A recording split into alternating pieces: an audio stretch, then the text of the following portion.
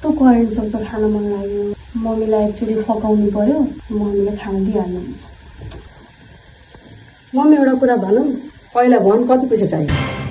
अरे होइन, कस्तो करेन्ट चाउचाउ खान मन लाग्यो कि आज, अनि खाना दिनु न प्लिज। घरमा यत्रो खानेकुरा पाकेको छ, तँलाई चाहिँ बाहिरको खानेकुरा खानुपर्ने? तर घरको त हरेक दिन खाएकै त हो नि, आज करेन्ट चाउचाउ खाना दिनु न भनेर भनेको के। घरको खाना सधैँ खाएको भनेर बाहिरको खानेकुरा खाने बानी बसाल्न लागेको? होइन कि त्यस्तो, आज मात्र खान्छु आज भन्दा भन्दै 100 चोटि भइसक्यो होला यो भनेको। होइन, आज लास्ट एकचोटि, त्यसपछि अब भोलिबाट म कहिले पनि खान्न, आज मात्र खाना दिनु। त्यो करेन्ट कुरकुरेहरू खाएर कति थरी रोग लाग्छ, आन्द्रामा घाउ हुन्छ। तँलाई पैसा कसले दिन्छ र चाउचाउ खानलाई? दुनियाँ मान्छेले करेन्ट चाउचाउ खान्छन्, केही पनि हुँदैन। अनि मैले खाने बेलामा चाहिँ दुनियाँ रोग लाग्यो, यो त्यो भयो। नदिनु पैसा, म खाँदिनँ। भयो, जहाँ करेन्ट चाउचाउ खान पाएर रिसाएर बस्ने हो त छोरी। लौ, आज मात्रै खाऊ। साँच्ची?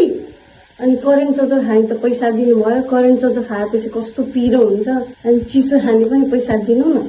अहिले चिसो नभन्, त्यही करेन्ट चाउचाउ खाने पैसा नि फिर्ता दिन्छु।